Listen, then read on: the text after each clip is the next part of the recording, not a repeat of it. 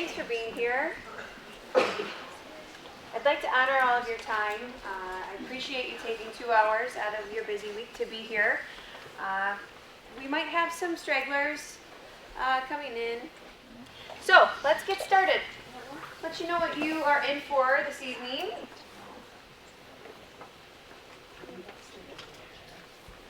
We'll start with a brief introduction to the healthcare field and what types of jobs are available within that. Then we'll dive right into an expert panel discussion where we will have 5 professionals in the healthcare field discuss with you basically a day in their life, how they got to where they are, and what it looks like to be in the profession that they're in. I will then send you off with some resources so that you can continue your job search or your career search at home. Things like career cruising and some other resources for you to take home and work as a family on career exploration. And then, the most exciting part of the evening, we will give away one $500 scholarship to one lucky junior or senior. So, another fun part of the evening is that I brought candy. And Ajane here has a giant bucket of deliciousness ranging anywhere from Snickers to Skittles to Jolly Ranchers. So, I would like to invite you all to be active, ask questions, interrupt if you need to. The panel is here to help you. So keeping that in mind, please feel free to participate as much as you possibly can, and you will be rewarded with candy. Parents and students. So what are health careers? This is your first chance at receiving candy. Looking at this graphic, or just thinking in your own mind, what do you think of when I say health careers? I'll take some too. I'll take half the room.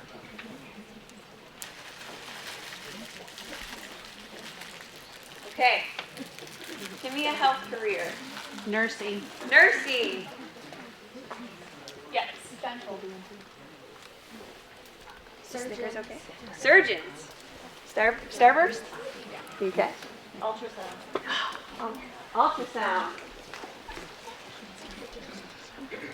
You got a mint. I kind of got a shit. Yeah, Megan. Lab tech. Lab tech. Yes. Pediatrician. This is kind of a long one. Oh, sorry about that. Yeah. Anesthesiologist. Yes. And you can even say it. I struggle with that one. Anesthesiologist. Physical therapist. Physical therapist, yeah. Dentist. Dentist. Thank you. Dentist would not approve of me giving you candy. I'm pretty sure. All right, so that is just a brief sampling of hundreds of careers within the healthcare field. Fortunately, we're going to hear from 5 different careers in just a moment.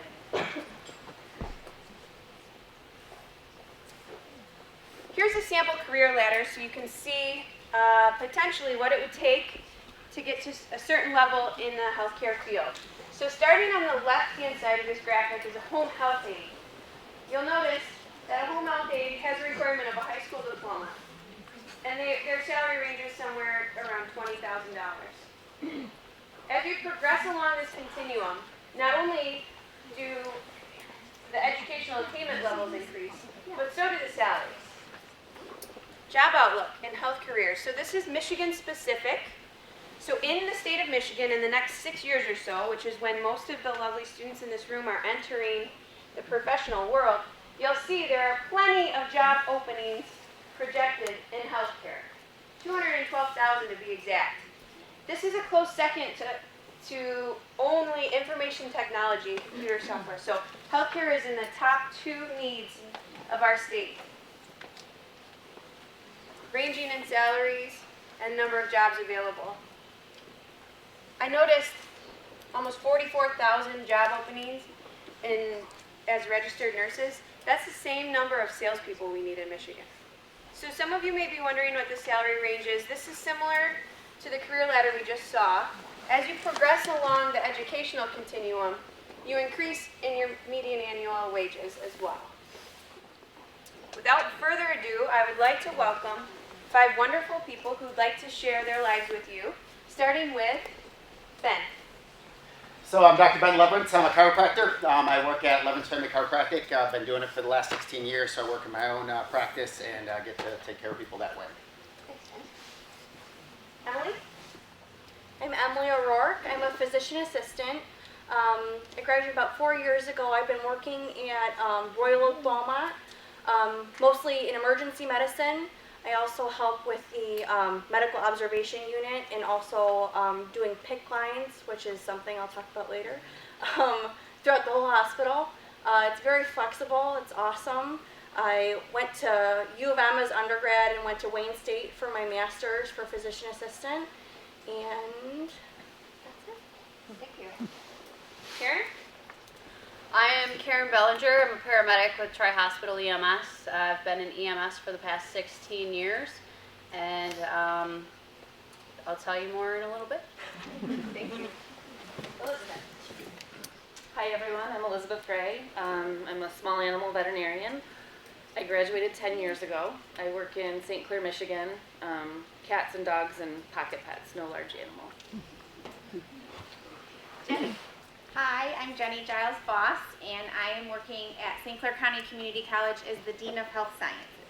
So now that we know who our panelists are, I'd like to give them an idea of who's in our audience. So if you are currently a 9th grade student, please raise your hand. 9th grade student? 10? Thank you. 11? 12? Anybody already graduated besides the parents? And the college advisors. All right. Anybody younger than 9th grade? All right. Extra candy for the young guy. So thank you for sharing that. We're going to jump right in. I'd like to hear about how you've gotten to where you are today. So maybe starting around high school, if we could just go down the road. Jenny, we'll start with you. If you could explain to us how you got started and how you ended up where you are today. All right. So I'm a graduate of Fort Heron High School, Go Big Reds, and I then went on to get my undergraduate degree at Western Michigan University, and that was in biomedical science with a minor in chemistry. And while I was in my undergrad, I learned about the physician assistant career and decided that's what I wanted to do. And I actually continued on for my master's degree at Western Michigan University. I graduated in 2001, so it's been a few years. I practiced as a PA for 16 years in the area. I was in family practice, and then I spent 11 years in women's health. And just about a year and a half ago, I took on a position with the college. I began by researching new programs to bring to the college in the health sciences, and then became the Dean of Health Sciences in March of last year. And you were my PA when I had my daughter. It's a small world. So I went to Michigan State for my bachelor's degree, and that was in animal science. I graduated from there in 2004, and then went on to vet school and graduated in 2008. High school, I went to Regina High School. It's a Catholic all-girls high school. It used to be in Harper Woods. They moved to Warren. I practiced in Port Huron for 7 or 8 years, a small animal clinic, and I'm now in St. Clair at Riverview, which is my hometown, which is nice, very close. We see lots of cats and dogs, primarily cats and dogs. Very, very busy clinic, surgery every day and appointments all day long. It's fun. I graduated from Yale High School in 2000, and I always wanted to be a nurse because my mom was a nurse and she had cool stories to tell. So, so I actually went to SC4, did my year of prereqs, and did a year and a half in the nursing program, and realized how much I did not want to be a nurse. It's not for everybody. I promise. And so driving home, trying to figure out how I was going to tell my mom that I wasn't going to be a nurse anymore, I passed an ambulance. And it was like, holy cow, that's what I want to do. I didn't even know what to call it at that point because all I knew about an ambulance was rescue 911. Okay, so I went home and I said to my mom, listen, I don't want to do nursing school anymore, but it's okay, because how do I go work on an ambulance? And so she knew who I needed to contact, and so I contacted Tri-Hospital EMS. I did 6 months of training and got my EMT license in April of 2003, and I got hired in at Tri-Hospital. Worked for about a year and a half as an EMT. Went into my paramedic class, which at the time was at Tri-Hospital, now it's at SC4. Got my paramedic license, and since 2005 I've been a paramedic. I'm also an instructor coordinator, so for the longest time I taught the EMT classes for about 5 years, and that was super fun because I love teaching people about what I love to do. And now I'm a supervisor at Tri-Hospital, so I couldn't imagine doing anything else in the world. So. Emily again. I graduated from St. Clair High School in 2005. I always knew I wanted to do something in healthcare or medical field. My dad was an orthopedic surgeon in the area growing up, and I just loved how he was able to help people, so I just knew that was what I wanted to do.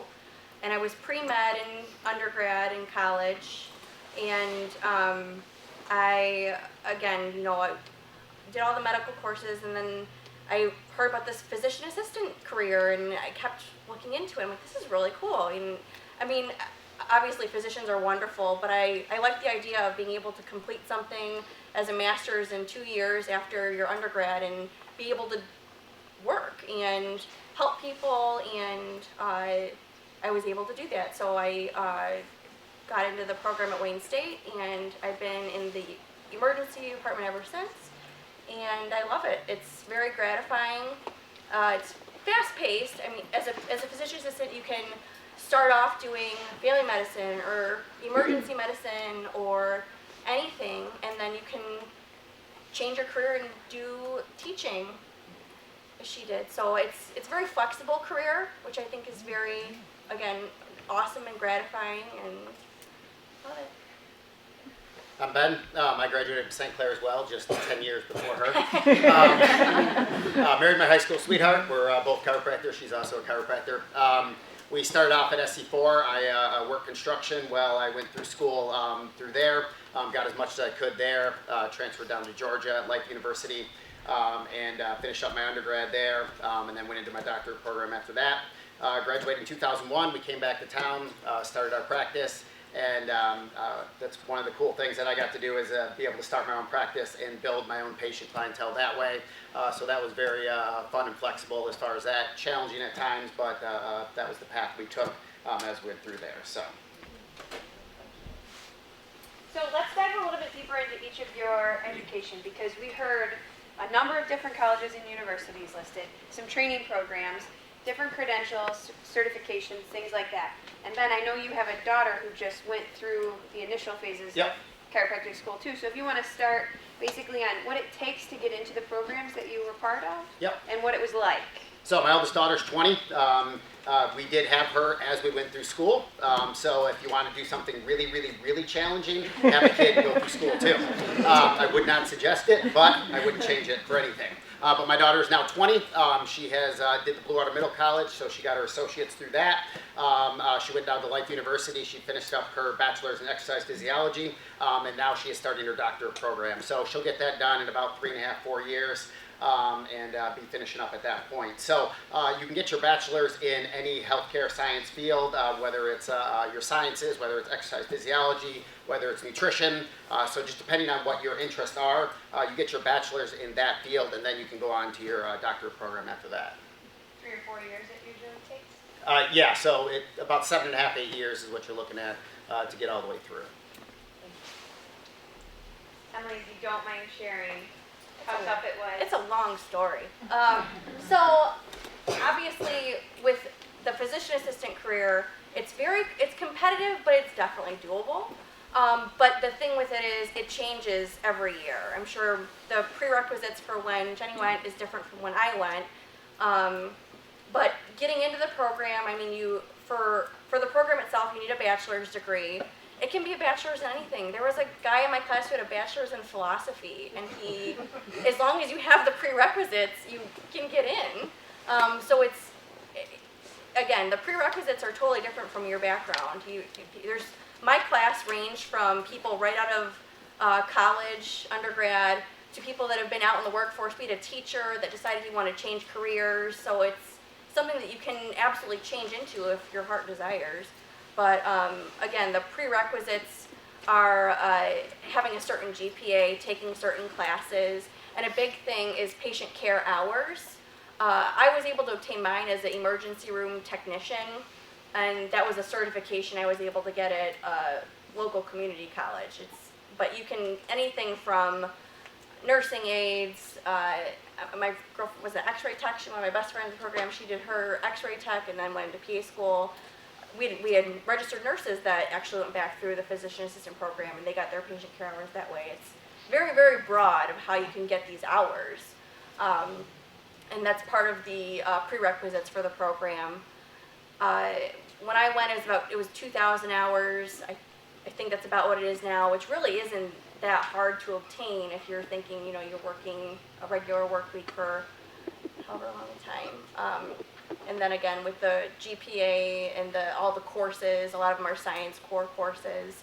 The biggest thing though is each school has different prerequisites, so just make sure you're doing your own homework if this is truly something that you want, that you get the right courses in line. There's definitely, I had a great counselor when I was at school, who was able to help me get all my ducks in a row when I was applying. So again, and every year the prerequisites can change, and just making sure that you have everything that you need when you're applying.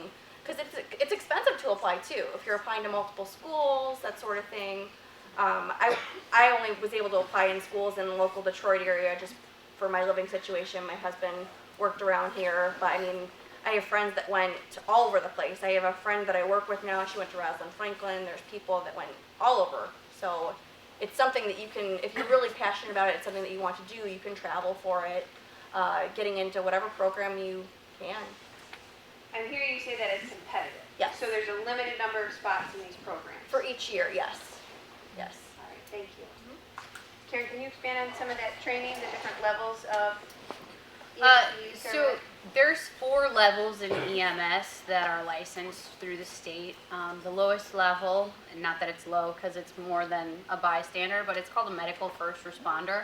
Most all of your local fire departments, if you live in a municipality that's like a township, your local fire departments are volunteer personnel that are medical first responders. So they have to come, take a class, get licensed. They basically learn how to put oxygen on somebody, how to bandage somebody, how to backboard, how to C-collar, how to splint, all of the basic life support skills. If somebody gets into a car accident, medical first responders might be the first person to the scene. So they need to know how to do that, how to fix a patient without causing more damage.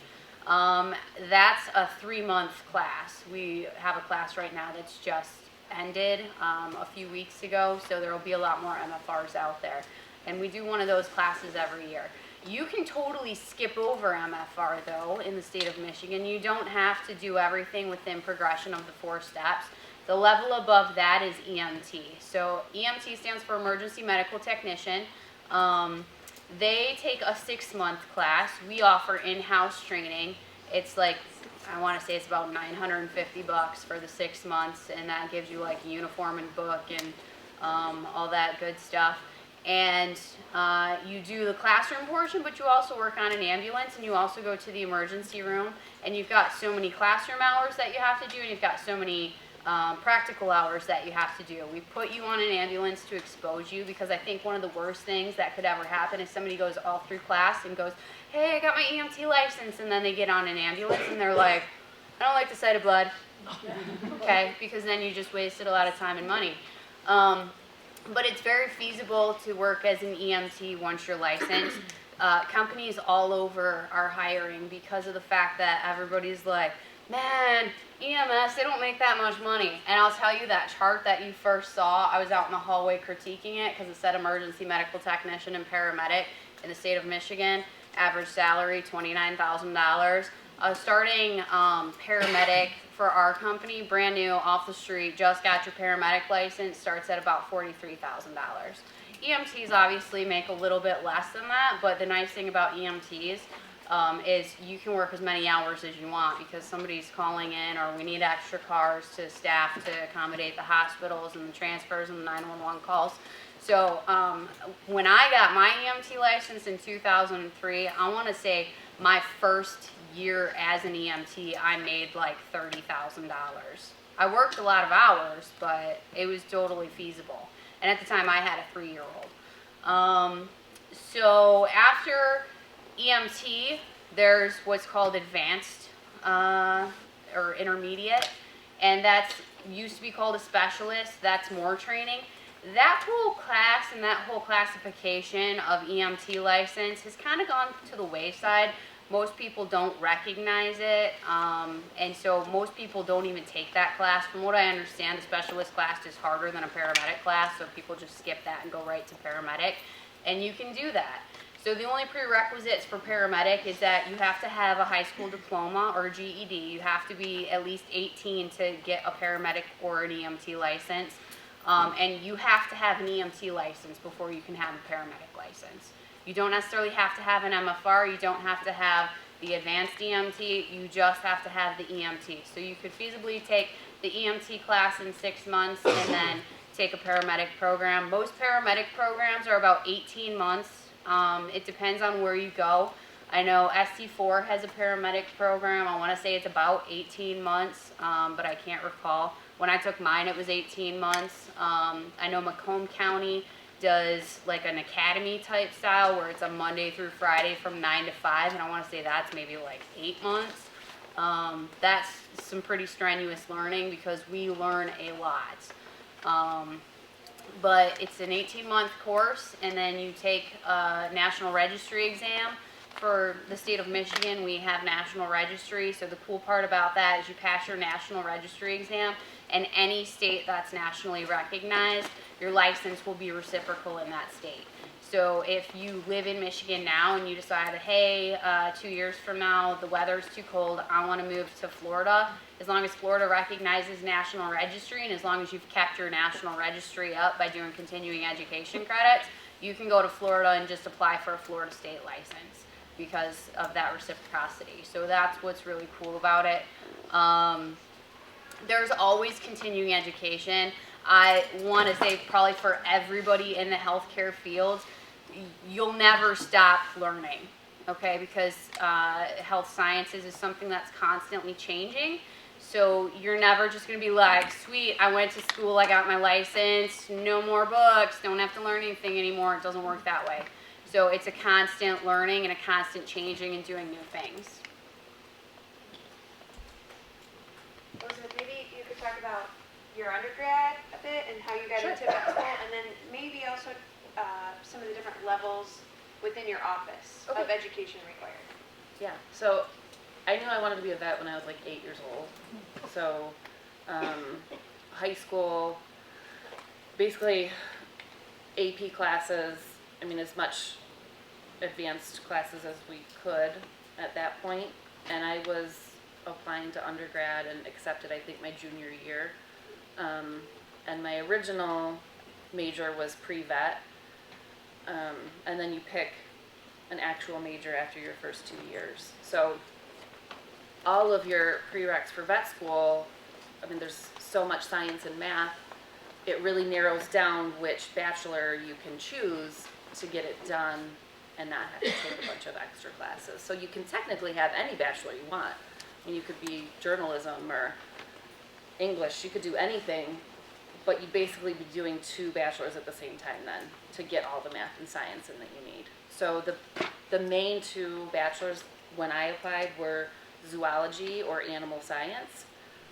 And I chose animal science because my knowledge of large animals was slim to none. I grew up on 8 Mile, so there weren't cows. But all vets can treat all animals. So in an effort to not have so much shell shock when I got to vet school, my animal science degree helped me through that. So I had a beef management class, I raised chickens. I mean, I got a little bit of knowledge there so that I wasn't basically fainting in the barn when I got there. The application process for vet school took almost a year from start to finish. So I started that, I want to say, my end of sophomore or beginning of junior year to apply. There's testing, obviously. At that point, there were about 1,000 applicants, and there's only 100 seats. So it's extremely competitive to get in. Lots of people apply more than once. I had classmates it took them 2 or 3 tries to get in, but you gotta wait a whole nother year to apply again. So in that time, they try to build their resume, basically. So there's a lot of volunteer hours that need to be done. I can't remember exactly off the top of my head how many it was, but nobody had it. Like, whatever the cutoff was, I think it was around 200 hours. Everyone had thousands. So I've been working in the industry since I was 17 years old. Like, this is really all I've ever done. I started as a kennel assistant, cleaning up poop and pee all day, and then eventually I got to answer the phones, so there wasn't as much poop and pee. I've mopped floors longer probably than I've actually practiced medicine, but that's pretty much what it takes. So then at the office, there's the doctor, and then we have veterinary technicians who they will be very mad at me if I say this, but they're basically nurses. I don't know why they don't like to be called veterinary nurses, but they don't. So they usually have a high school diploma and then a 2-year associate's degree. There's also veterinary assistants, and really all you need to be a veterinary assistant is a high school diploma. That's mainly on the job training. And then we have receptionists, and we also have kennel staff.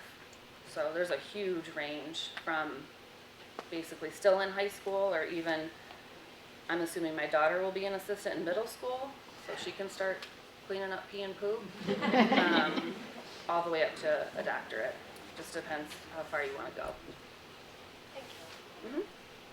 Jenny, is yours similar to Emily's, would you say? I forgot to add a couple of things on the path I took. So while I was in my undergrad, knowing that I needed to have all of the direct patient care hours, I started working summers and Christmas vacations when I would come home the first 2 years as a nurse aide at Port Huron Hospital. And then I wanted the opportunity to work in the emergency room as a tech, so I actually did my basic EMT so that I could work in the ER. And then that allowed me to get money and experience at the same time that would help me with my application. So, and that paid off, and I was able to get into school. I went straight through, and like Emily said, there was a wide variety of people who had potentially returned back to a new career, that type of thing. So there's a wide variety of students in a class. Thank you. All right, so now that you've heard a little bit about how these wonderful people got to where they are today, what questions do you have for them right off the bat? For Candy.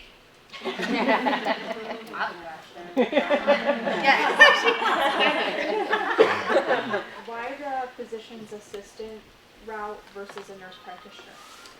So I wasn't a nurse.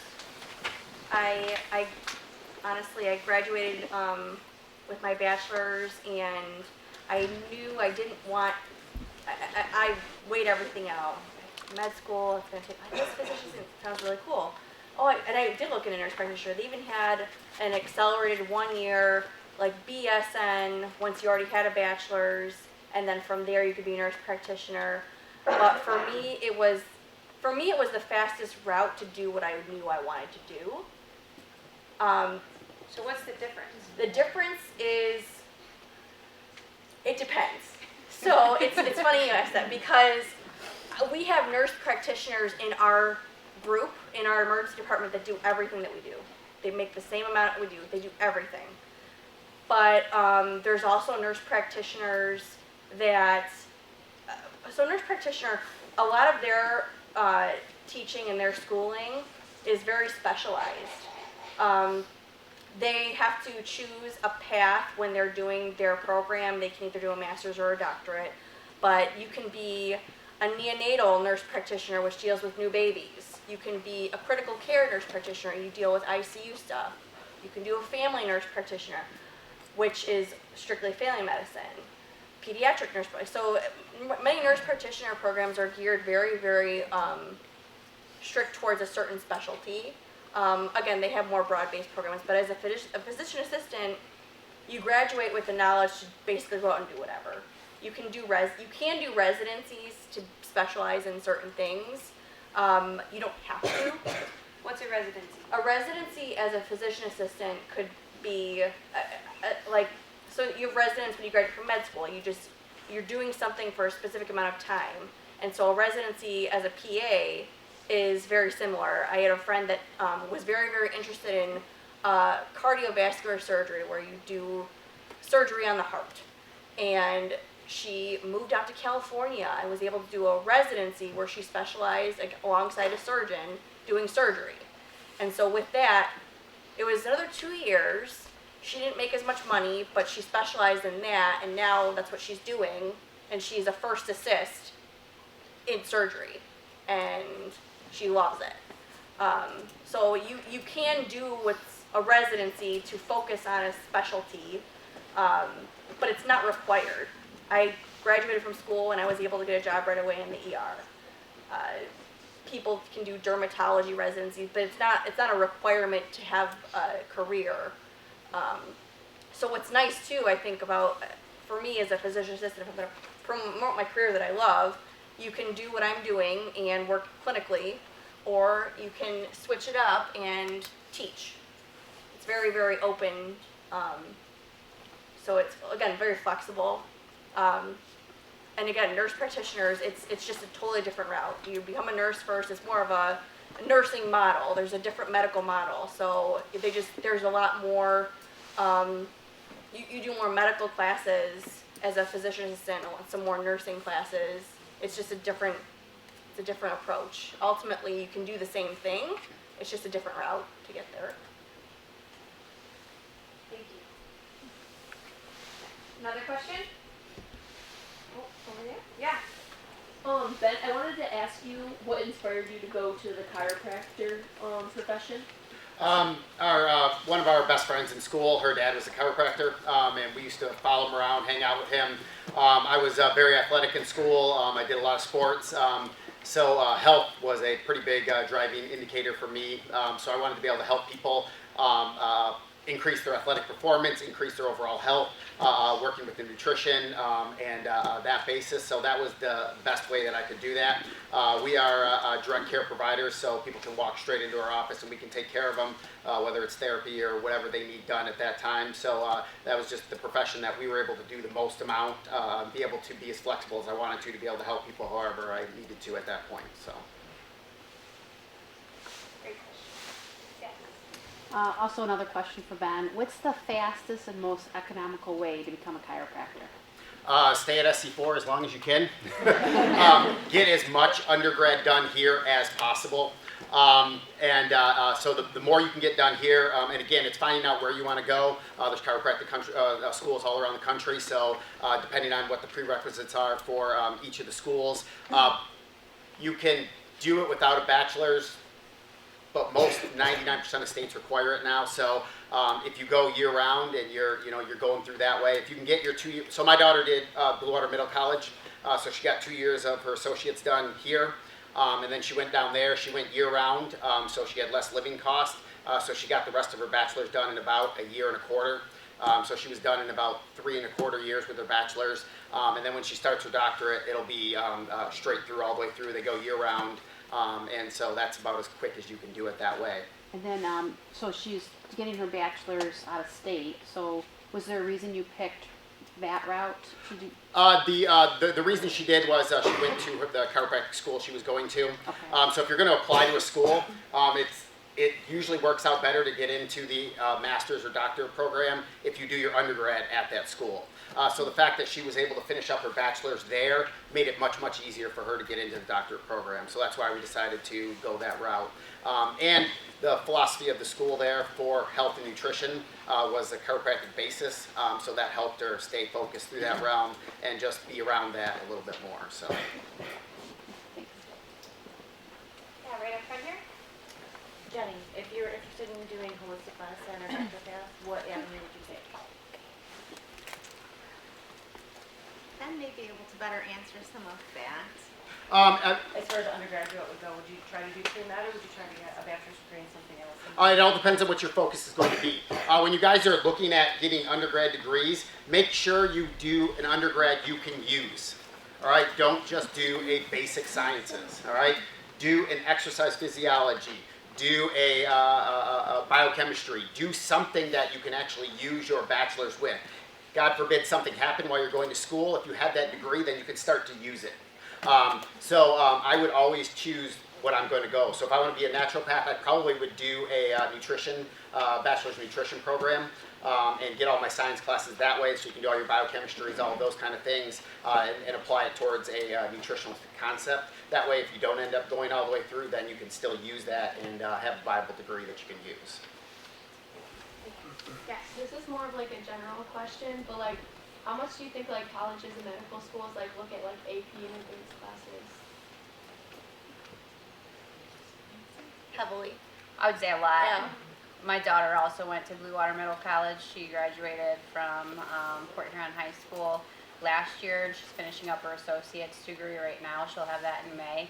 And I mean, she took all AP classes and she's looking at applying for the nursing program at SC4. And I think that they kind of heavily look at your high school career AP classes as well as, the fact that she's got her associate's degree already. So it's just, it would definitely help if you can take those classes and, pass them and get good grades. Anything you can do to help your career, I think you're good for it. And it helps financially, Yeah. obviously, as well as maybe 100%. college credits that you can get. I think the latest statistic that they showed us was if you stayed here and did your 2 degrees, or 2 years for your associate degree, the average tuition at SC4 is about $4,000 a year. And if you're going off to a 4-year university, you may be paying $14,000 to $15,000. So, if you're able to save that just in the first 2 years, that can make a significant impact. The other reason I would say going into those AP classes, it's going to prepare you better for college. The AP classes are way more geared towards your college level classes, so it's not going to be as big of a shock to your system when you start getting into the higher level classes. In college, it's not as big of a difference as far as that. So that'd be another big reason to go that route. Yes. I think this question would be for Ben. What if somebody was going to go into the physical therapy field?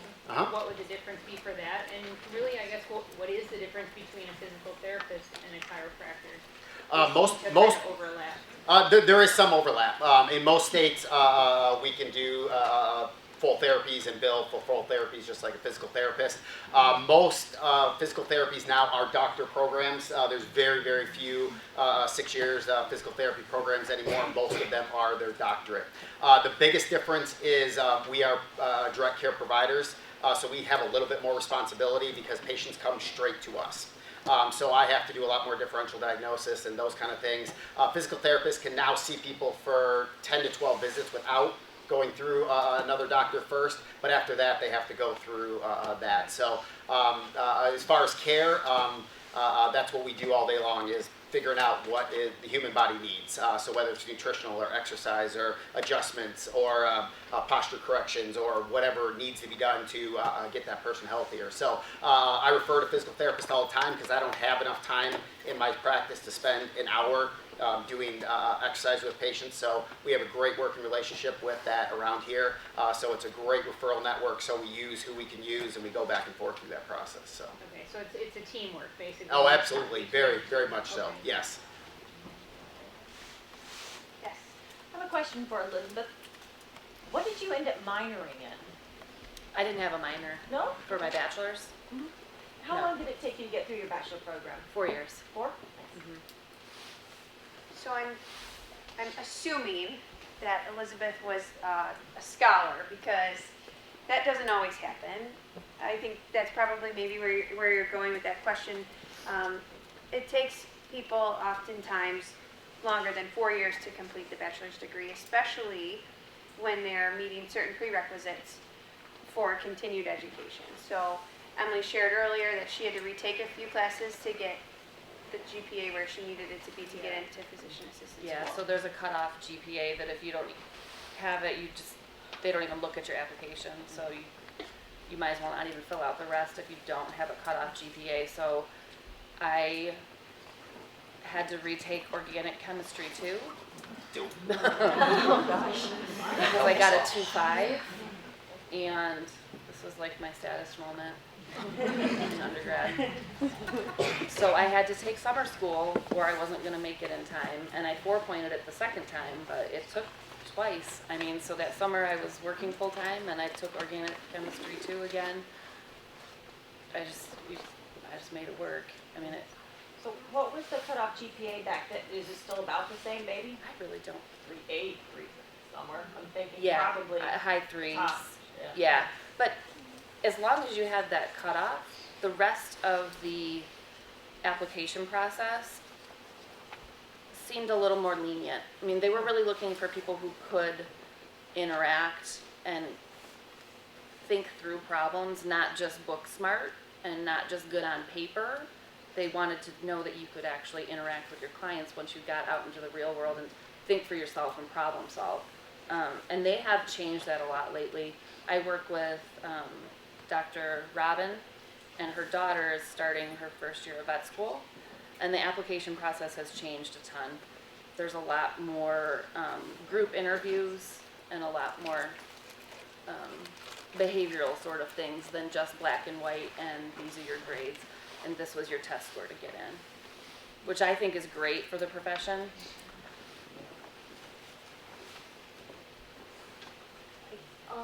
My question is for Karen. Do paramedics, can you pick what days you work, how many days a week you can work? We have an extremely flexible schedule.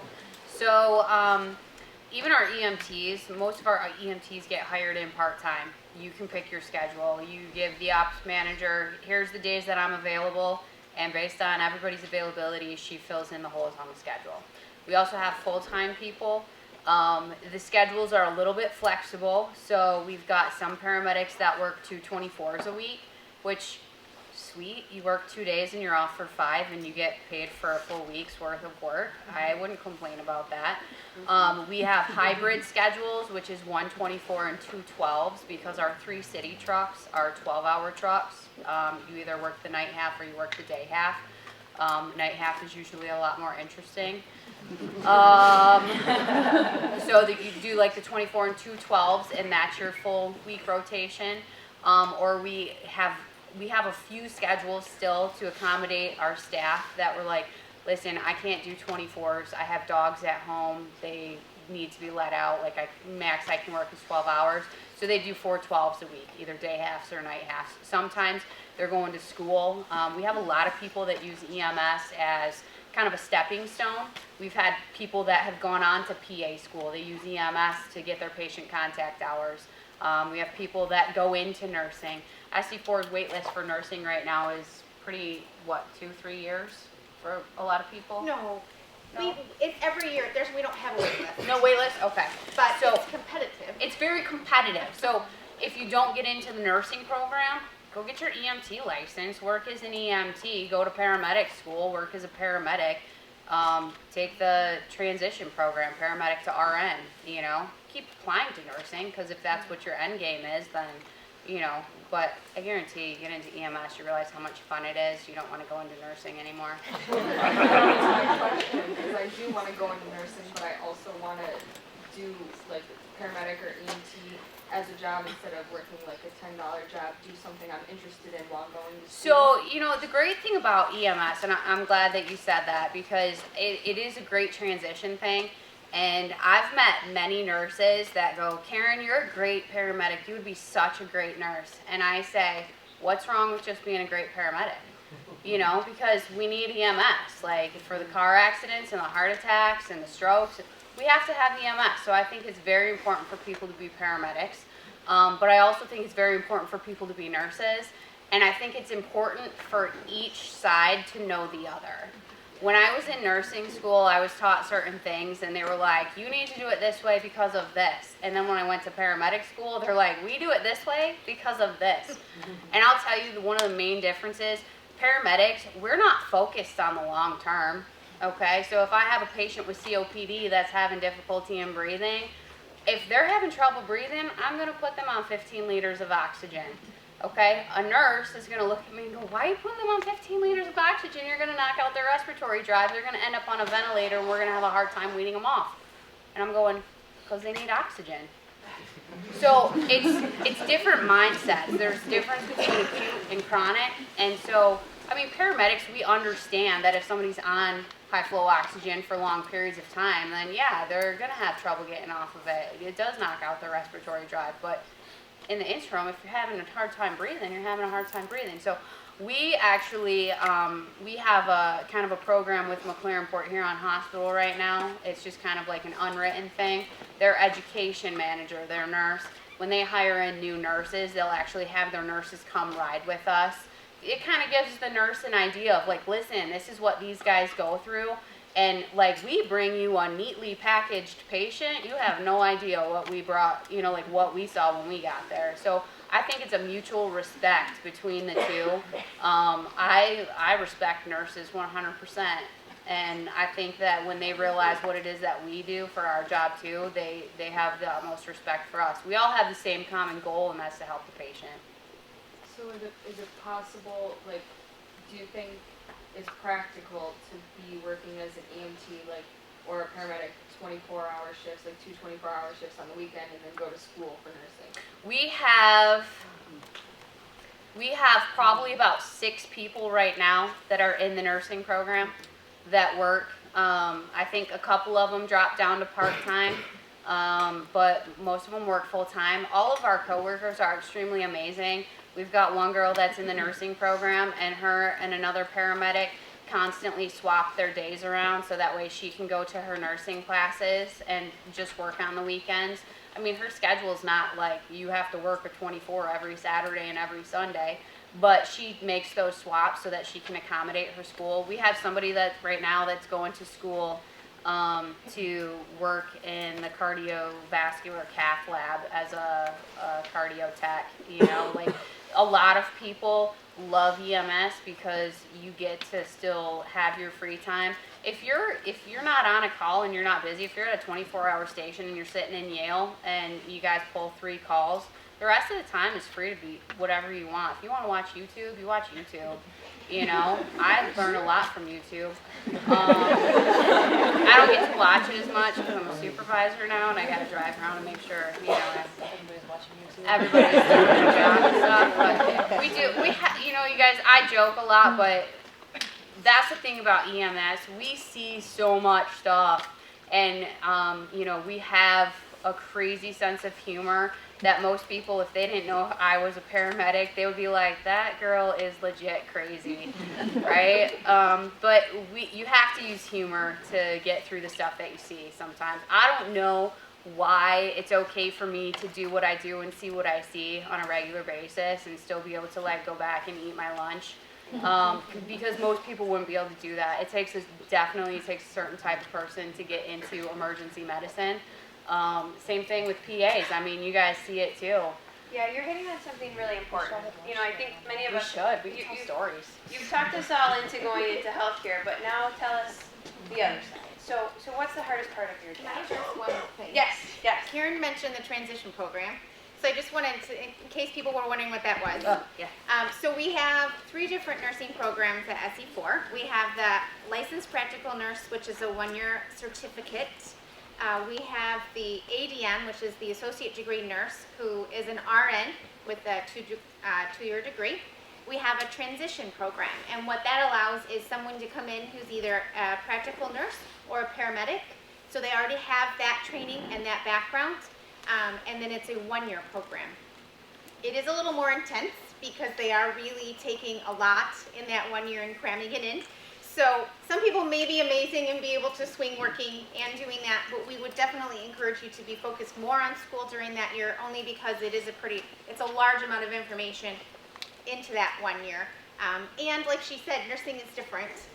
The approach is different, so you have to always kind of remember that coming in, that what you did as a paramedic may not be what you should be doing in the ICU or on the floor, that type of thing. So, but those are the 3 options that we have for nursing. And then I know, that the nursing program very much encourages that students continue on for a bachelor in nursing, as that increases your earning potential.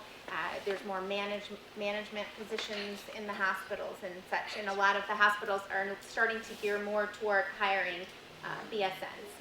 But ADN is an amazing career, and the local hospitals still, that is the majority of what they're hiring. And can I just add, SC4 has one of the most amazing nursing programs in the We were country. ranked 8th out of 60. We were ahead of several 4-year programs in the state. I'm Yeah, excited so about that. I would like to pat you guys on the Thank back you. for that, because that's pretty cool.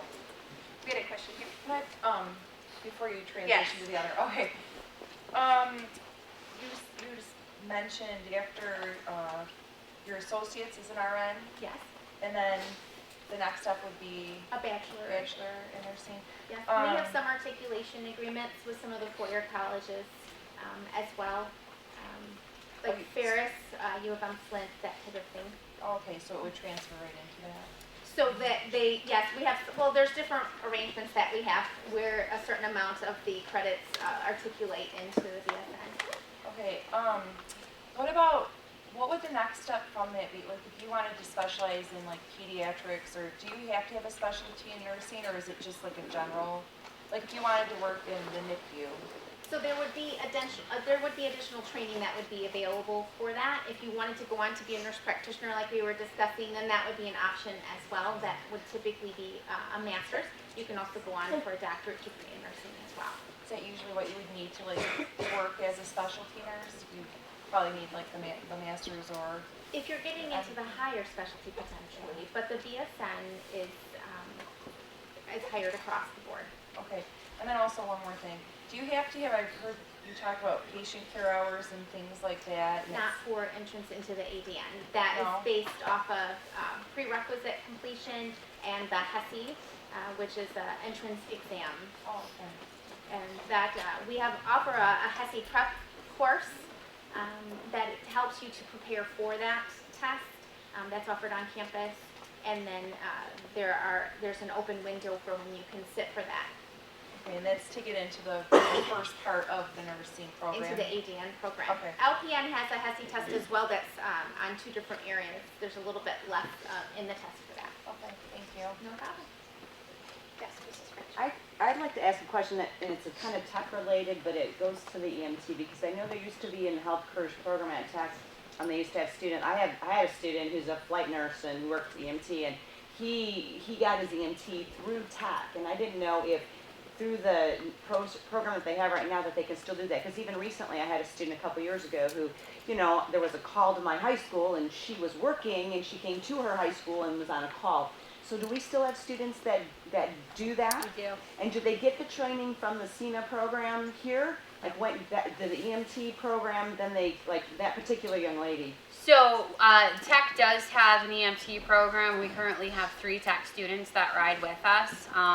And they start their ride-alongs like right as soon as like the Tech program starts, and then our EMT class always starts in September. So as a part of their Tech program, they actually take the EMT class. So in their second year of their program, they do the SCCRESA the first year, then they come in, if they're placed with you, then they're doing, while they're doing the ride-alongs their senior year, they're also doing the EMT program. Yes, so they're doing the EMT program. It starts in September, it ends in like the end of February. So they could potentially have their EMT license before they even leave high school. The only like caveat there is if they're not 18 yet, they can't actually get their EMT license. And we've had that happen a couple times, but the nice part about that is, we hire those people a lot of the times. They've rode with us for the last year. They now have an EMT license, and they know how we operate and how we work. Their training is extremely easy. So We also offer EMT at different times than she does. We just started a group now, so we start in January, and then there'll be another offering for basic EMT in the summer, which often can be geared toward people coming home from college, that type of thing, so that kind of training could be done. And how long is the training, let's say, a summer program? I believe it's 4 months. And then the paramedic program starts in the fall. we feed each other students, which is nice. We send our EMTs to SC4 to take the paramedic class. Our EMT class always starts in September. It's usually always filled with a lot of people that are already MFRs, because we work with the fire departments a lot. So we get a lot of people that want to transition because maybe their fire department is an EMT department, so they go from MFR to EMT, so their fire department pays them to take the class. And then we get a lot of students that are just interested in taking EMT, and maybe it's a better start time than the class that SC4 offers, or our classes are 2 nights a week and the occasional Saturday, and I think SC4s are during the day, so sometimes it's just a scheduling difference, but I mean, get your EMT license. You can get it from a multitude of places. Thank you. I love how much passion you all have for your careers. This is great. And great questions too. So I'm going to go down the dark path. Let's hear what the hard stuff is on a daily basis. So when I was in practice, probably the most tedious thing was the paperwork. The amount of time spent charting and on the computer. The patient part I loved. I loved the interaction with people and taking care and helping. It was the hours of paperwork that came with it. In my job now, there's still a lot of paperwork. And this has been a very fun, exciting challenge for me. Obviously, coming from medicine and going into education, they're very different worlds.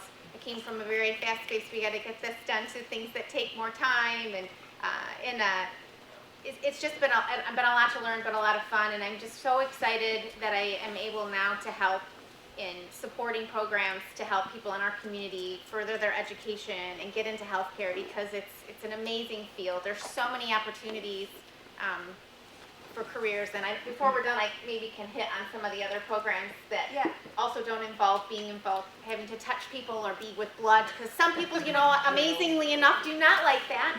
My children can't stand it if I watch anything medical on TV, so I can maybe touch on that. But yeah, the paperwork, honestly, that's it. Following all of the regulations for insurances, that kind of thing.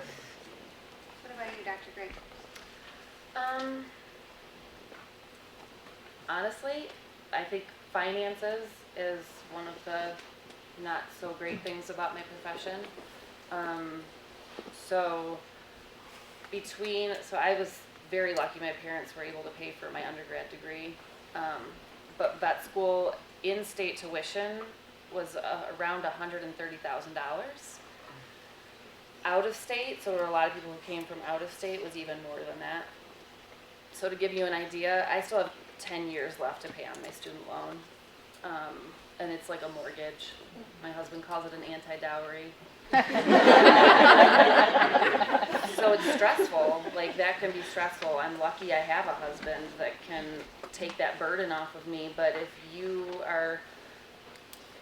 say I was the head of the household or a single mom, I see some of my classmates really struggling with that. And it's sort of a sad fact when you went to school that long, but it's a reality. So you definitely don't do this for the money. You do it because you love it.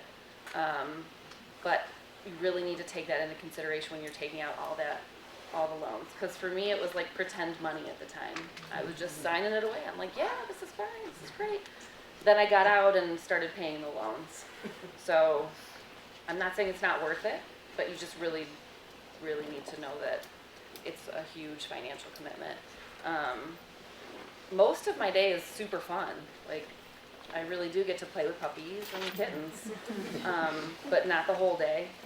And I do euthanize, if not 1, then 2 or 3 or sometimes 4 pets in a day. So it can be emotionally exhausting. So sometimes euthanasias are a blessing, and it's time, and it's like, I'm actually grateful that I can take away their suffering. Sometimes they're not so pretty, you know, and then the people are obviously sad and grieving. So a lot of my job is not with a dog and a cat, it's with mom and dad. So it can be very draining. Thank you for sharing all of that. We didn't touch much on how much it costs to be in your profession, so thank you for sharing that. Well, like Jenny said, the paperwork, I would take every patient care transport if I didn't have to write a run report for every single one. The paperwork is tough. Being away from my family, there was a lot of holidays that were missed. There was a lot of choir concerts, band concerts, you know, and if it's your day to work and you can't find somebody to trade, it's your day to work. I'm not the type of person to just call in. I take pride in the fact that in the past 16 years I've called in to work twice, and once was from a death in the family and once was because I couldn't get out of bed because I was so sick. You have to have work ethic to do this job, but I missed a lot of my daughter growing up, and so that was kind of a little bit on the downfall, but I'm making up for it now. She still lives with me and we have fun together, so she doesn't resent me. So that's cool. I did have her at a young age though, so that was part of the problem too. Going to school and having a kid and trying to, you know, do a full-time career was not the easiest, but you know, I'm here and I did it. So I would say that the other downfall is we see a lot of bad stuff. You know, anytime I go to like these seminars where people, you know, career fairs and stuff, the first question everybody wants to know, what's the worst thing you've ever seen? And I just want to say, asking a paramedic, a cop, or a firefighter what the worst thing they've ever seen is like asking somebody to relive their nightmares. So say, what's the coolest thing you've ever seen? Because I can tell you all about broken bones and sweet deformities and stuff, you know.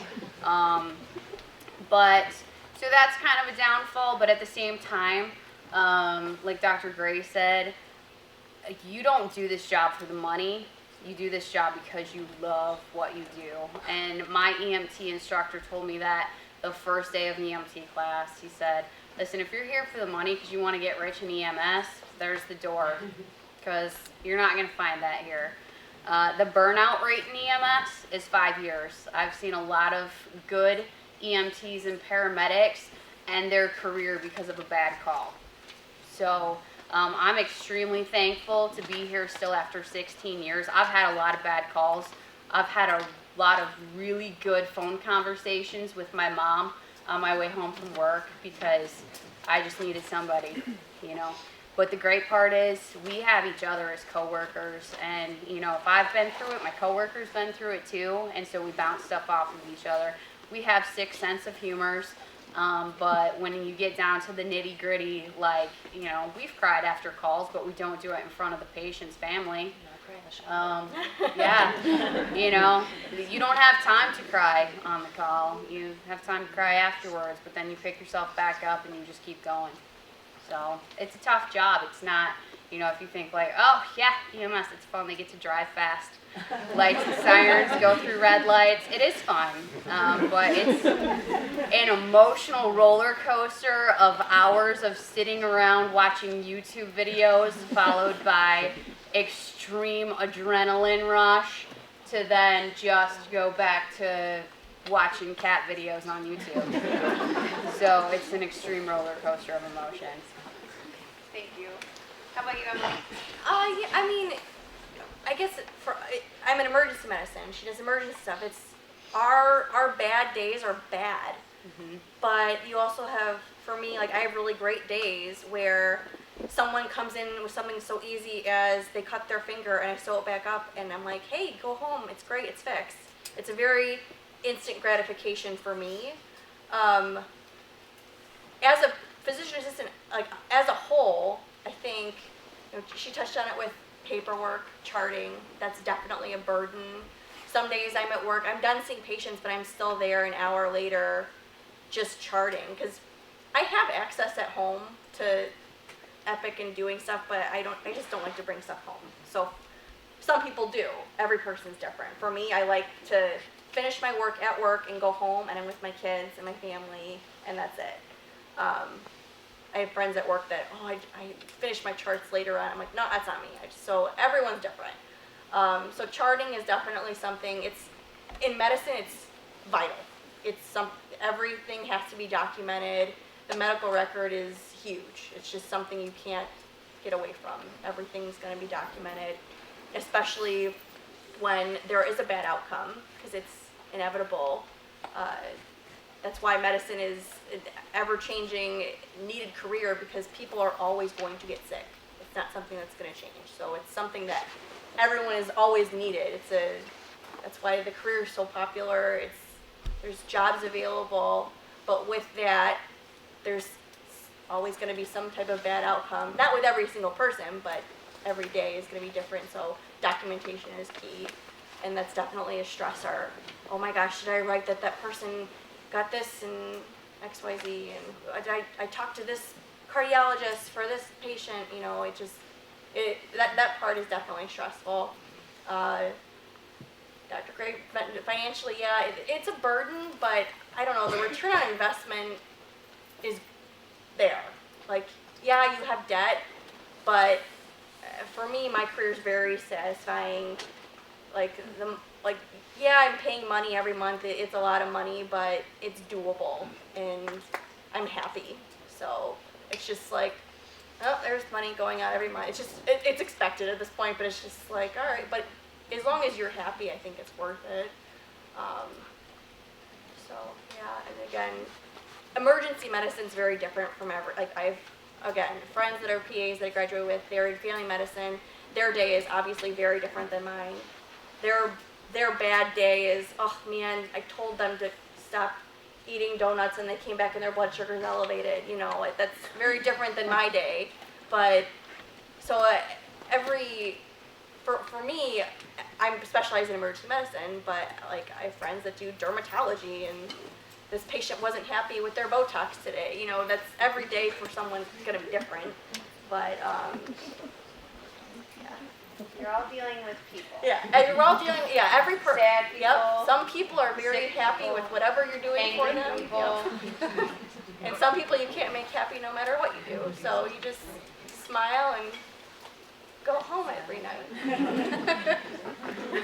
So I'm interested that paperwork comes up and this whole idea of organizational skills and things like that, because when most of us think about people who might go into the medical field, you think sciences, and I'm hearing now that you have to be good with people, but maybe some of us have never really thought about the organizational piece and the paperwork piece and what goes into writing your reports and things. So Ben, could you talk about maybe some of the characteristics you think would make a good high schooler go into the healthcare field? The number one thing you guys can do is get involved and volunteer and be around people. The more time you can spend being around people, the better you can talk, the better you can communicate, the better you can be, all right? If all you do is get really, really good grades, but you can't talk to anybody, you're gonna be a teacher teaching whatever degree you get, okay? Because that's all you're gonna be able to do, all right? So you need to be able to communicate. So get involved in your community as much as you can. Job shadow. How many of you people have job shadowed before? Follow people around, all right? I have students follow me around all the time. I love it, all right? I'm not sure how much you guys can.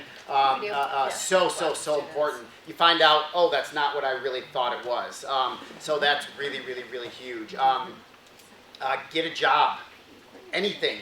We talked about being EMTs, getting anything, fast food, dealing with people on a regular basis is what you're going to do in real life, all right? And yes, you can work through college, all right? I did, all right? If I have one more kid tell me they can't work through college, I may scream, okay? You can get a job, you can work, it is important, all right?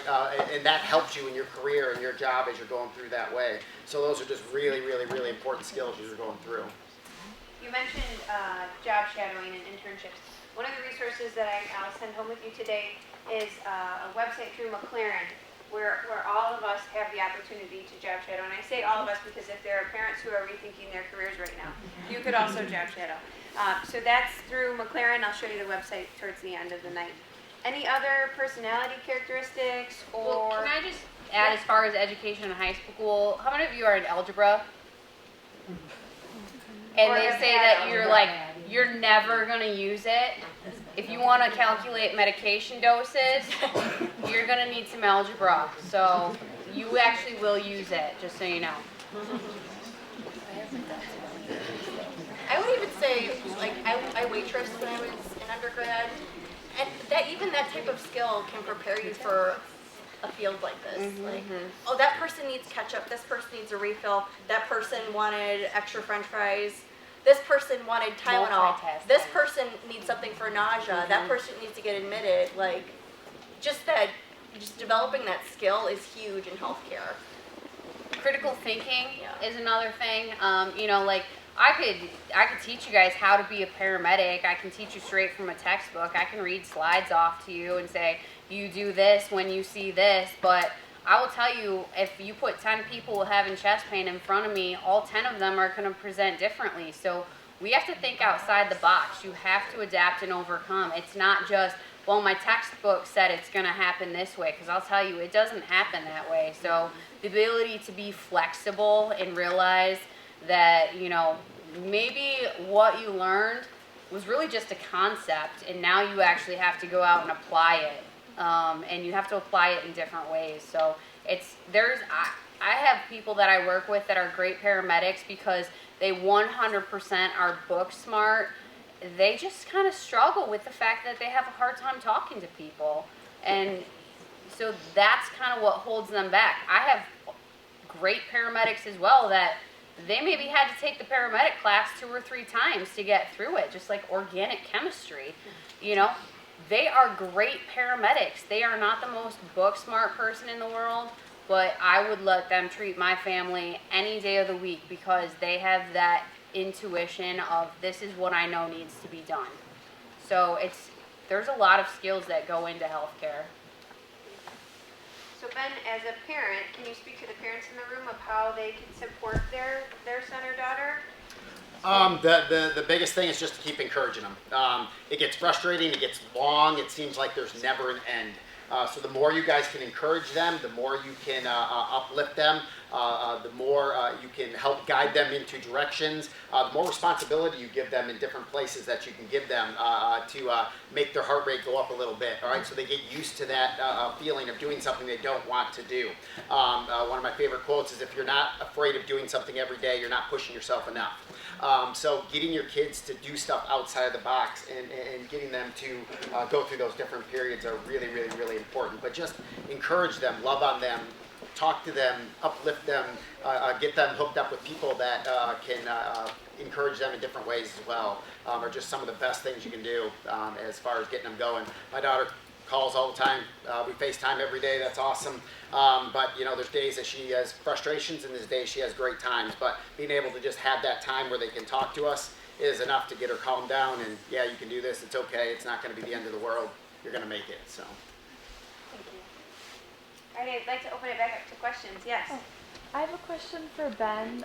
Since chiropractic is more holistic, do you ever find it frustrating when most people would rather like take a pill instead of put the effort in to like change their lifestyle? Every single day. That's the human race. That's the human population. It's not my job to make them choose health. I deal with every patient. Some patients just come in for pain and they could care less about eating better. I adjust them, send them on, they feel better, they're as happy as can be. Other patients want me to talk about nutrition and exercise and positive mental attitude and everything else, and they absorb everything in. My job is not to change that person. My job is to give them information. One of the best stories one of my fellow chiropractors told me before he started, my job, there's a building burning down. My job is to tell everybody in that building the building is burning down. And if I come to somebody who wants to argue with me about it's not burning down or prove it or da-da-da-da-da-da, you don't sit there and argue with them, you move on. And so that's kind of what it's got to be. Yes, it's frustrating at times, but it's who you deal with, and you help the people you can, and you do what you can for other people. So. And he works out really hard his frustrations. You got to live your lifestyle. So if you want to be in a holistic healthcare field, you need to be holistic and healthcare oriented. You need to be able to tell your patients, this is how I live, this is what I do. So it's really, really important that way. Mrs. Roshak? Yes, this one has been waiting very patiently. Yes. Your question. I was just wondering what somebody working at health sciences for a year, what would be their yearly wages? Question. So, can you narrow that down to a specific type of job? Health sciences. Health sciences? Jenny? There would be a wide range depending on what area you're in. So if we're looking at more of an aid position all the way up, and again, everyone that functions is a team. I don't want anyone to ever think that one job that's making less money is less important than a job that's making more money, but it really depends on what area you go into. So, you may be working as an aide, you may work as a medical assistant, you may be making more in the range of $10 to $15 or $10 to $18 an hour. If we're into a higher specialty, nurses are making significantly more than that. They're making probably, I'm not put necessarily a specific number on, but they could be making well over like $50,000 to $80,000 a year, and depending again if you're going into a specialty with that. Just as a physician assistant, that salary range is huge, and you can't always go based, by the way, on the national salary, because if you live in Southeast Michigan or in St. Clair County, you're not going to be making the national average because our cost of living is lower here.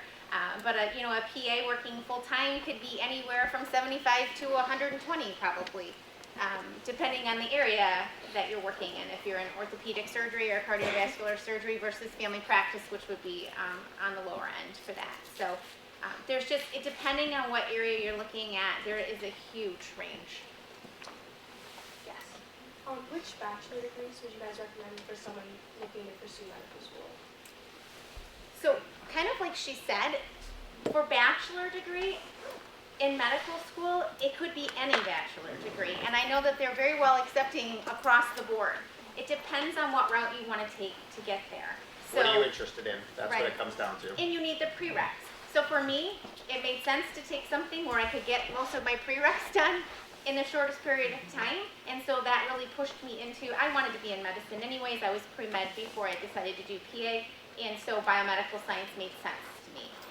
So it just depends on what route. If you have something you're passionate about and you want to go to school for any of those things, you can do that, but knowing that you're going to need to have these science classes in order to apply. Does that make sense? Mm-hmm. That's a tough spot for high schoolers. So many of our students know that they, like you said, they know they want to be in medicine, but not necessarily that end state. What the letters are going to be after their name. That's tough for a 16-year-old, for sure. An 18-year-old, 25-year-old. I'm not 25. 24. Yes. So just knowing that they want to go into medicine, can you give some general ideas, like a biology type? Or Certainly. Any of the biology, chemistry, the biochemistries, any of those science-based, they're going to incorporate that with it. There are health education classes you can take. There are, medical terminology to get you started, get your feet wet. Those types of things would be things that you could start in. But I certainly understand it's very hard to make a decision at this point on what you want to do for the rest of your life. And, if you talk to people, people are not staying in the same career as much as they did as our parents did, right? And it's okay to change. I mean, I thought I wanted to be a nurse. So, it's a big decision to decide to change and try something new, but I'm keeping up my credential. I'm going to make sure that I'm still certified, and so, if and when I decide I want to get back into clinical practice, I'm not going to let that go. I'm going to keep that up so that I can go back into there. Thank you. We have an awesome college advisor here that would like to add something. So this is Caitlin Upton. She works with students in KPAC schools, but she's got some great information to share. Oh, yes, I just wanted to add that you are not alone in making that decision about what to do for your major. Going into a health career, definitely speak to the academic advisor of the college that you go to, because you can explain your situation to them, and they can really help you decide on what major would be best. So you don't just have to arbitrarily like pick, oh, I'm going to go to biology because I think that this might be best. Speak to your academic advisor. They're the ones that help you schedule your classes at a college, and they will be able to help you pick out which major would be best for whichever field that you want to go into. For sure. That would be, the number one suggestion about how to do that and not feel like you're totally overwhelmed by it. They help you set a plan. Yes. And if that plan changes, they help you then too. Yes. Yes, in the back. I have a question for Jenny. What kind of education do you need to be a speech therapist, pathologist? So you would do, that would be, speech therapy is still a master's, correct? I think so. Yeah. Yes. So you would have an undergrad and then apply for a master's program. So that would be typically at least 6 years of schooling.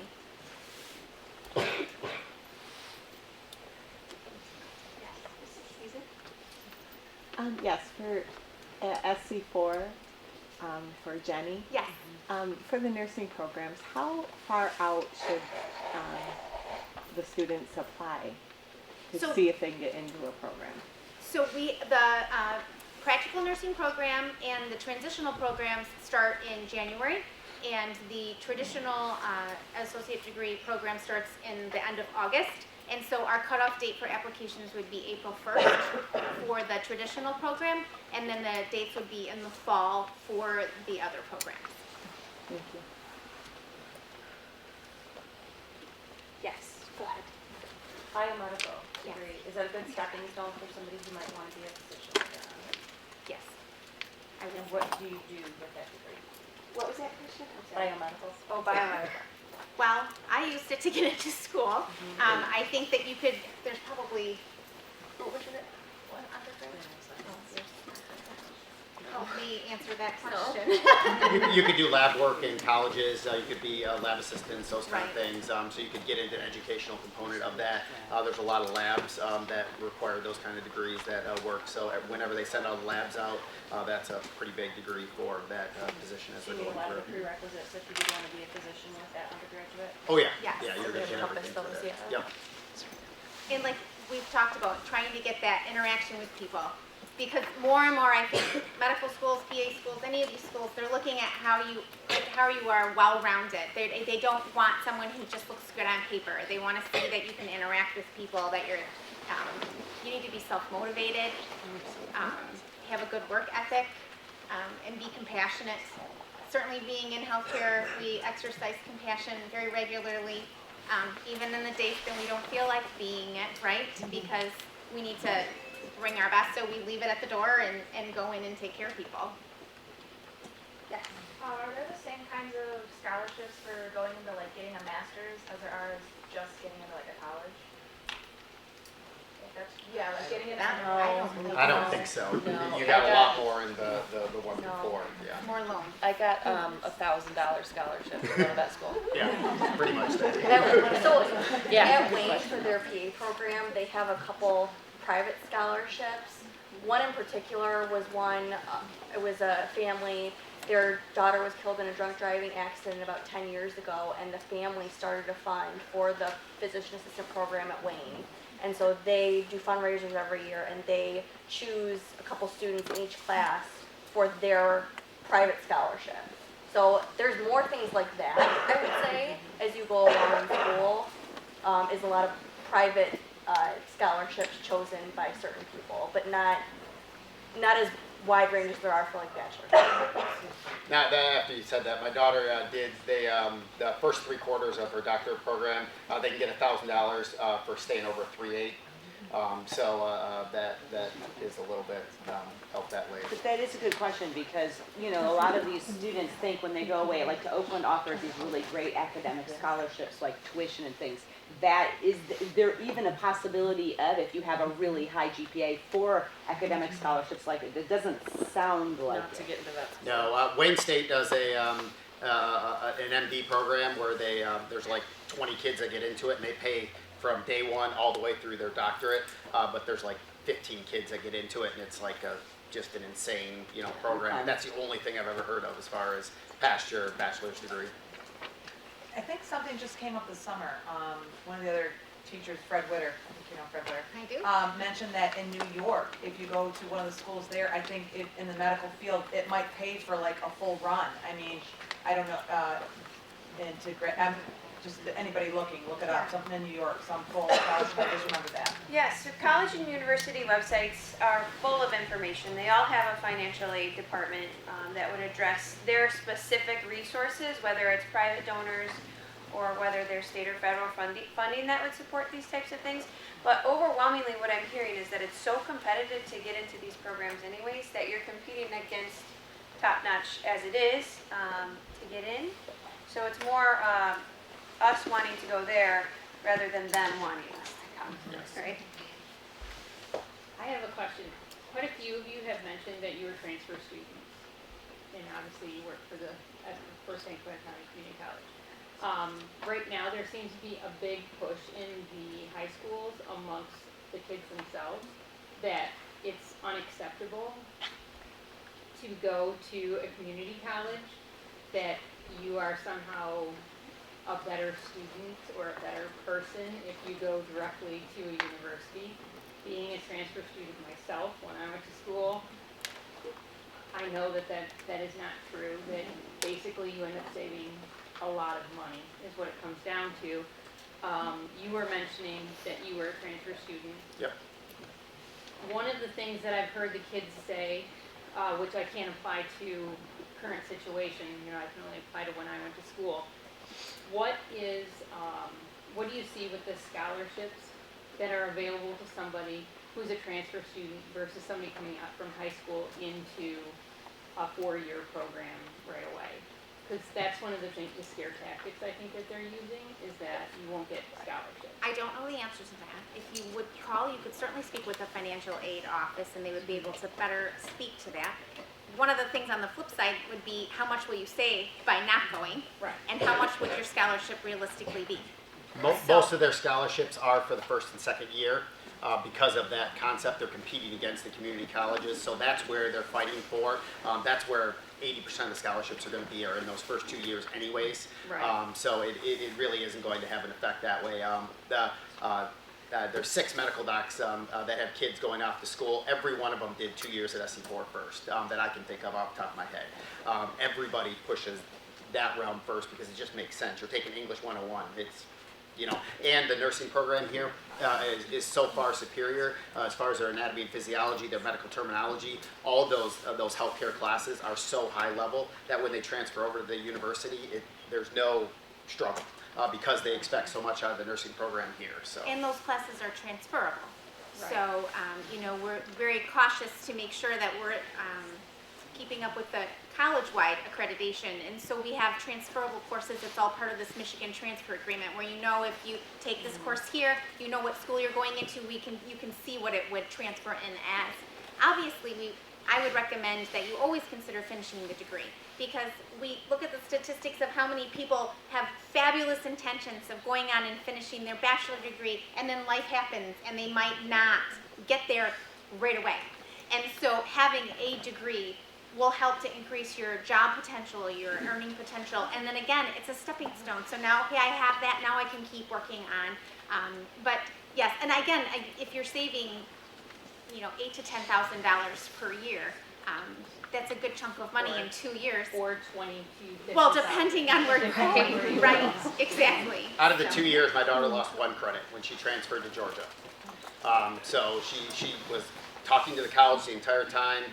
Do you accept this class? Is this a good class? What do you, and she lost 1 credit, transferred 2 years of school over there. So. Did you transfer credits, or did you transfer an associate's? She had her associates, so yeah. But it's still, the prerequisites matched up very, very well, and they took everything over as is. So she took anatomy, physiology, med-term, all those, and everything went right through easy. So. And I can attest to that too, because because I was in the nursing program and took all those prereqs and everything, I only needed 5 classes to finish my associate's degree. So I actually went back to SC4 a couple years ago, and I chipped away and finished my associate's degree in allied health. And so now, with my paramedic license and the fact that I had the prereqs and stuff, I have an associate's degree in allied health. And then all of my stuff transferred to Siena Heights, and I'm working on my bachelor's degrees through Siena Heights, all online classes. I take one class every 8 weeks, which is totally enough right now because being the supervisor at a very busy ambulance company and working 48 hours a week and 3 kids and travel hockey and everything else. But it's doable. I mean, like Dr. Ben said, there's no reason that people can't work and go to college at the same time. None.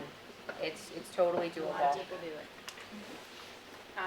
Ben, one more question for you. Yeah. Why did you choose chiropractic care versus physical therapy? Because I knew a chiropractor for one, and I love the primary care aspect of it.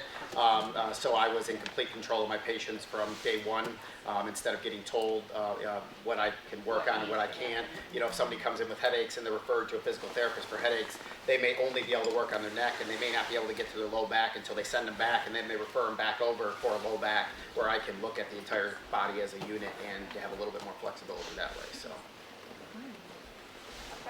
This is for Jenny. How do you coordinate the classes from SC4 to the university, say the 4-year university you may want to go to? When you mean coordinate, Like as far as the like making sure they'll transfer in that. the credits will transfer, yeah. I would work very closely with advising. So you go in, you tell them this is my plan, this is what I want to do at SC4, and then this is where I want to transfer to, and they will work very closely to develop a plan that will ensure that those courses will count toward that school. Many colleges and universities have a transfer guide available on their website, and you can indicate where you will be transferring credits from.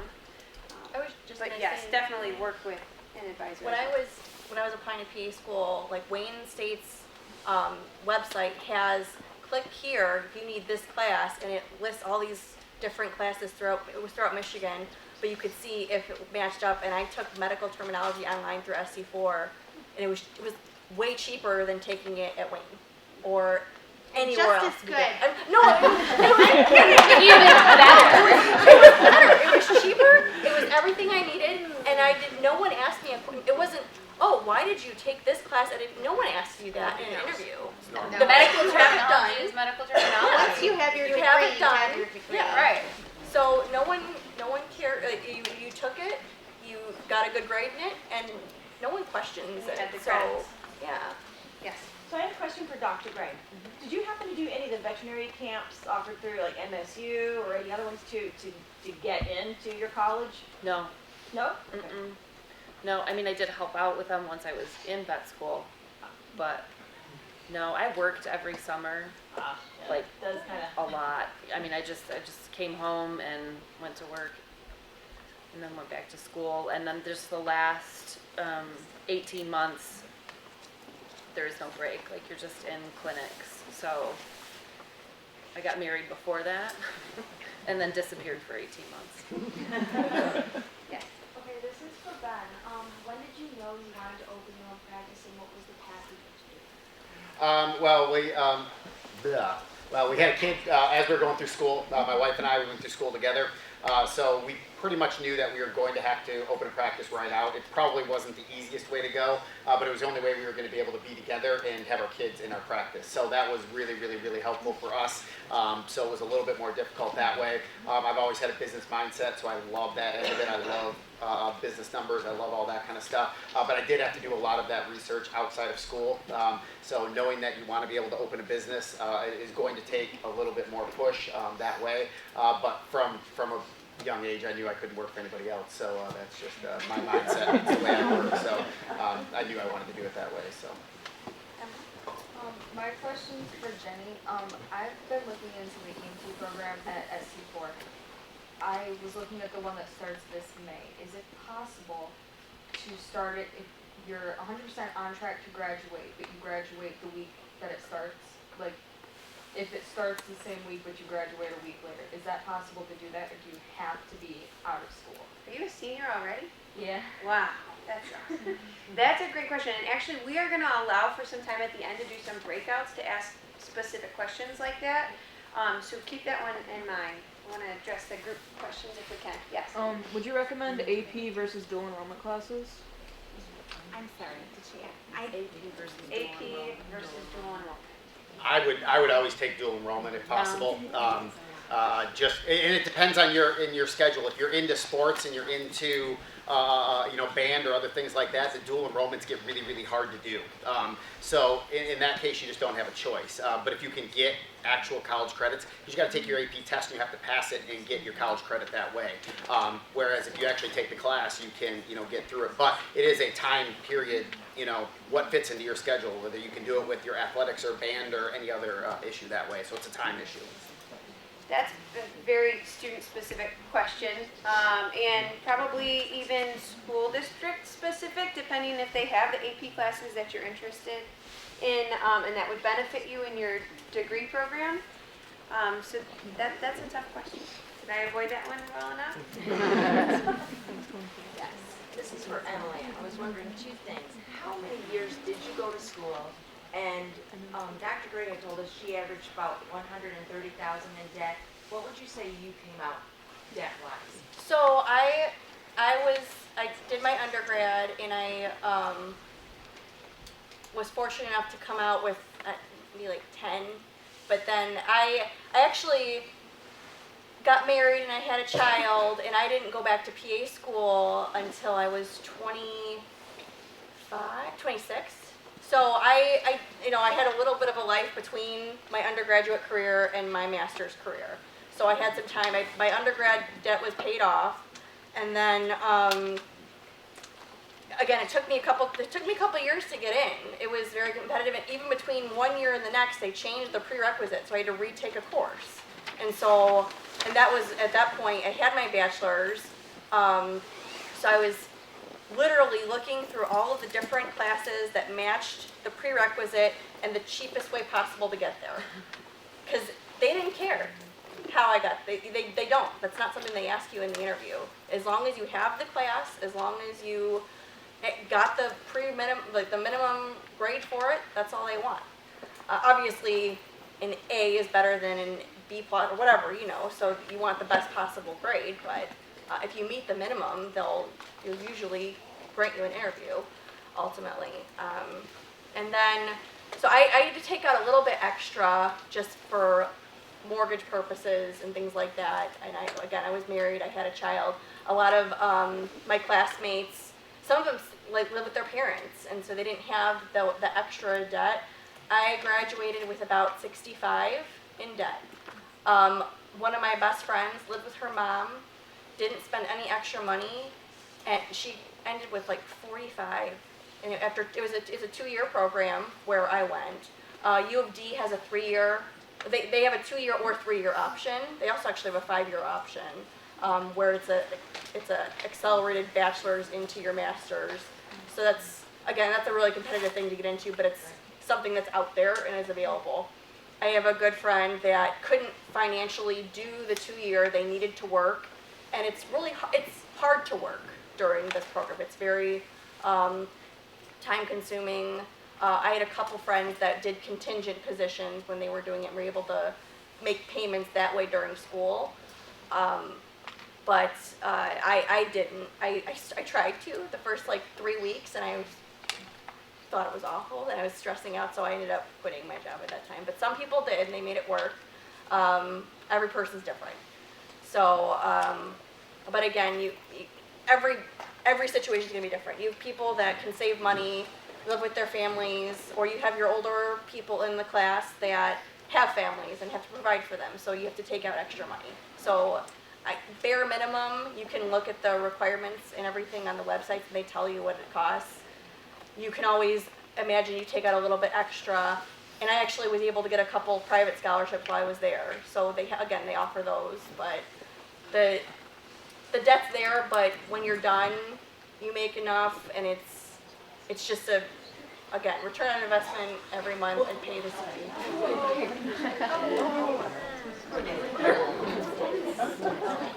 Just get it. It's just a spider. It won't eat much. Okay, with that, I think I need my blood pressure check. All right, so I want to allow for enough time for maybe some individual questions. if we could break out into smaller groups. I also wanted to show you a few quick resources that you can continue your career exploration ventures at home. You can't see them real well, but the first thing I want to mention is career cruising. Every student at this point in their high school career should have their username and password to log in and show your parents your educational development plan, your EDP. This is where you've indicated your interests and your abilities and how they match up with potential careers. You can also find colleges and universities that link or that provide programs that will get you into those career fields that you're interested in. If you do not know your username and password, come see me. I'd be happy to give it to you. The next thing I wanted to mention is the SC4 website. I'm not going to take you there right now, but know that you can look at their programs. Not only will you see SC4 specific information, but you will also see job outlook information, the potential earnings as well in different careers. You can find all of that information in Career Cruising as well.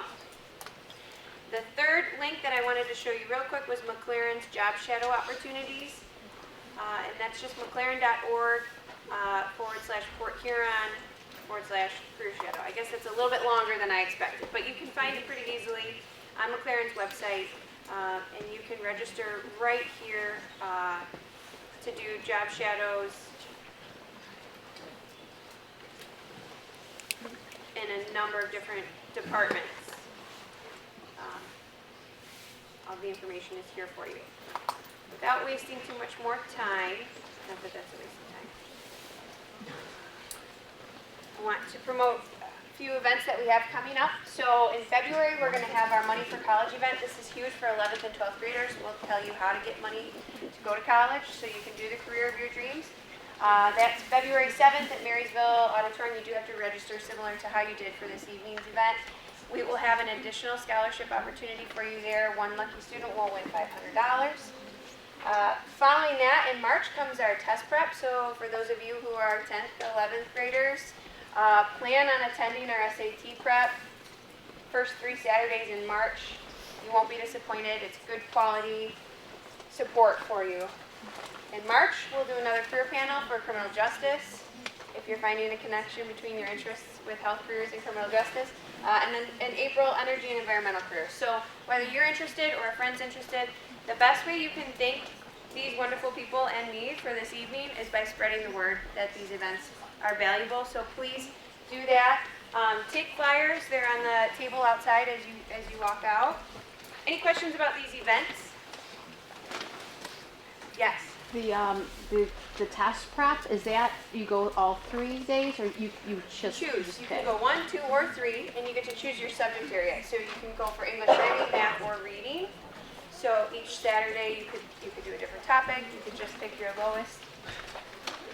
Any other questions about these? $500 scholarships offered at each of these as well. So even if you're not interested, you have a pretty good. Yeah. Please join me in thanking our 5 wonderful panelists.